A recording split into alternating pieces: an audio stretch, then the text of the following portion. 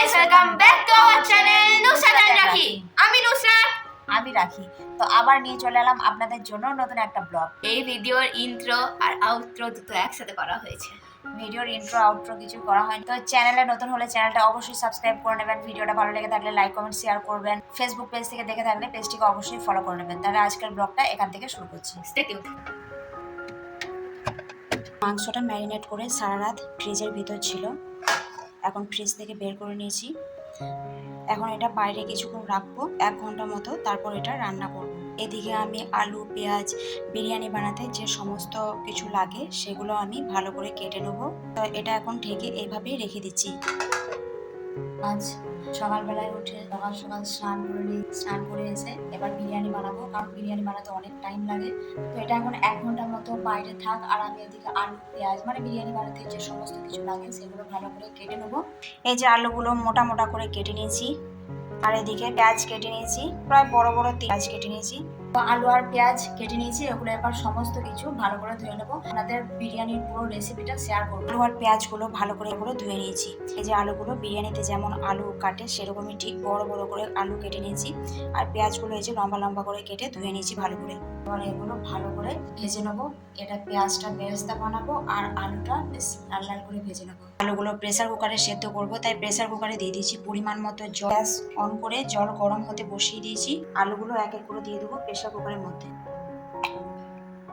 সমস্ত আলু দিয়ে দিয়েছি প্রেসার কুকারে, দুটো মতো সিটি দিলেই সেদ্ধ হয়ে যাবে। তো এর মধ্যে দিয়ে দেবো নুন আর হলুদ আর একটু লঙ্কা গুঁড়ো, স্বাদ অনুযায়ী নুন, চামচ মতো হলুদ গুঁড়ো, 1 চামচ লঙ্কা গুঁড়ো।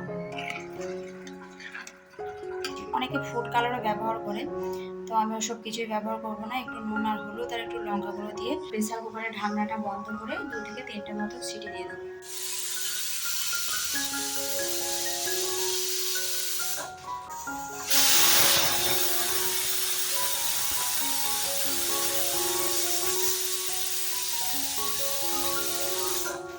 প্রেসার কুকারের মধ্যে সেদ্ধ হতে দিয়ে দিয়েছি আলুটা, আর 3টে সিটিও পড়ে গিয়েছে। আর এদিকে আমি পেঁয়াজটাও ভাজতে শুরু করে দিয়েছি। এই যে পেঁয়াজ ভাজতে শুরু করে দিয়েছি, পেঁয়াজটা দিয়ে দিয়েছি। এখানেও কিছু আছে, একসঙ্গে এতগুলো হবে না, তাই হাফ দিয়ে দিয়েছি, আর হাফ আছে। পেঁয়াজগুলো ভেজে তুলে নিয়েছি হালকা লাল লাল করে। তো একটা আলু লেগে গিয়েছে তুলতে গিয়ে। দেখুন আলুগুলো আমি কত সুন্দর করে লাল লাল করে ভেজে নিয়েছি। পেঁয়াজ, আলু সমস্ত কিছু ভাজা হয়ে গিয়েছে।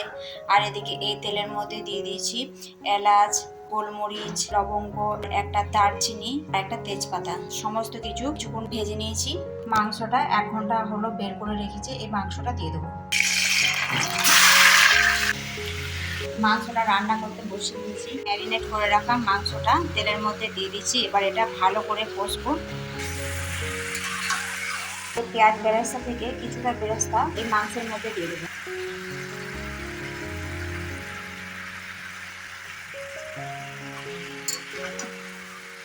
কিছুটা বেরেস্তা দেখুন মাংসের মধ্যে দিয়ে দিয়েছি। এই মাংসটা এবার ভালো করে কষাবো। বিরিয়ানি বানানোর জন্য এই যে চাল নিয়ে চলে এসেছি। এবার চালগুলো ভালো করে ধুয়ে কিছুক্ষণ এটা ভিজিয়ে রাখবো। মাংসটা প্রায় রেডি হয়ে গেছে, আর এদিকে যে দেখতে পাচ্ছেন জল গরম হতে বসিয়ে দিয়েছি। জল গরমও হয়ে গেছে, এবার জলের মধ্যে চালটা দিয়ে দেবো। চালটা প্রায় 30 মিনিট মতো ভিজিয়ে রেখেছিলাম, এবার এই চালটা দিয়ে দিচ্ছি।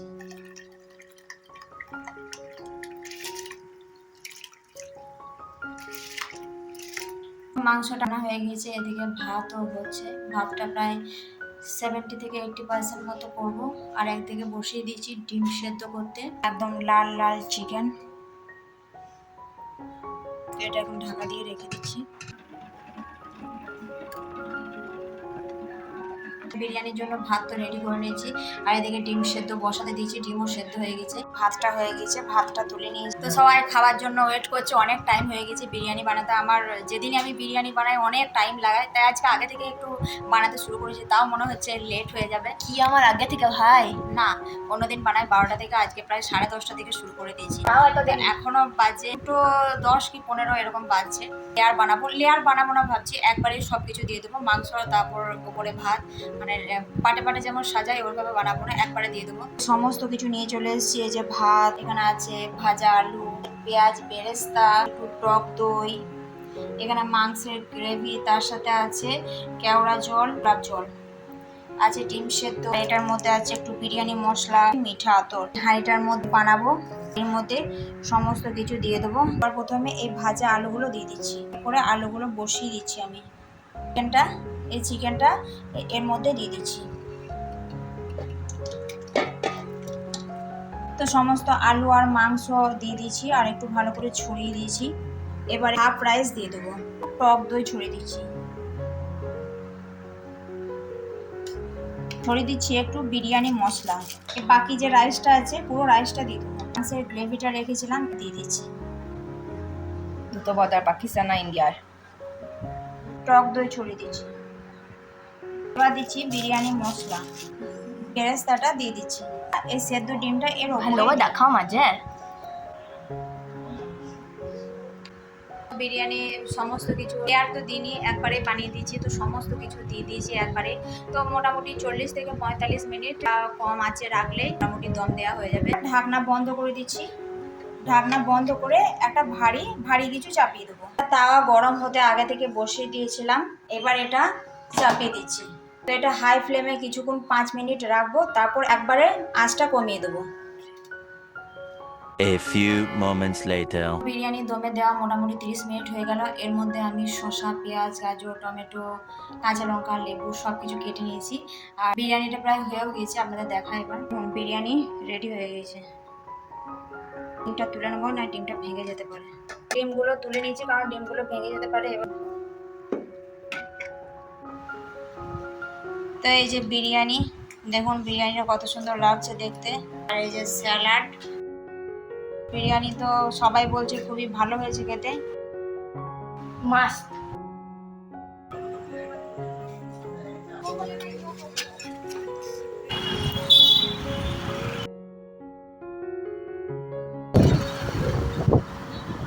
হ্যাঁ এসেছ, বিকেলে এসেছ। আমি আসিনি। যেটা দেবে সেটাই খেয়ে নেবো, দুটোই ভালো লাগে।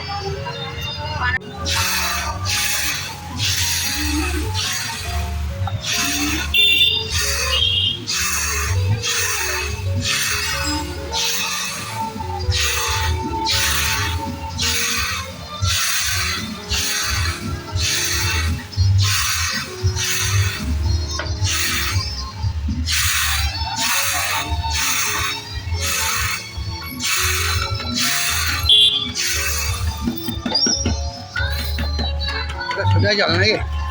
সোজা জল তৈরি করতে হয়নি। তৈরি করি।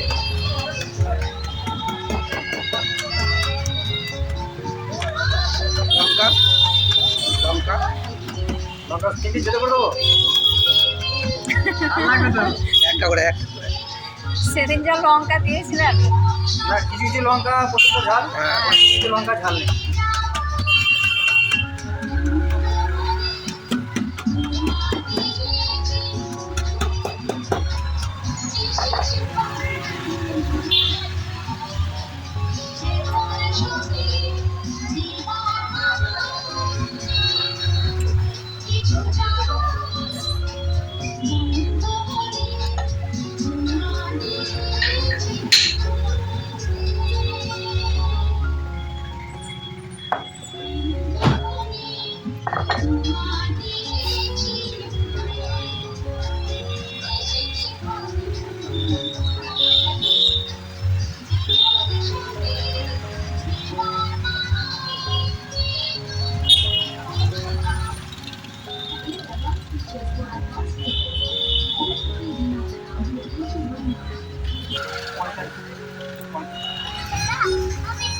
নটা করলো কম।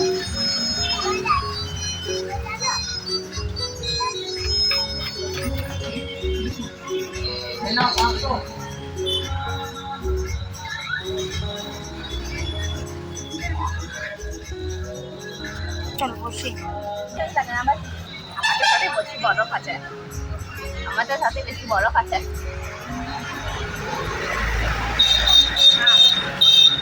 ফ্লেভারটা ব্যাপক লাগে, একদম নতুন নতুন সুদা।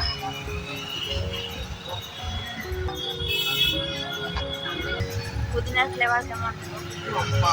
তোমার মোটেই ভালো লাগেনি।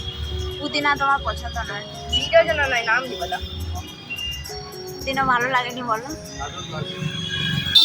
তোর কেমন লাগে? আমার সব ধরনের মজিটা একদম খেতে সেম লাগে, কোনো ডিফারেন্স লাগে না।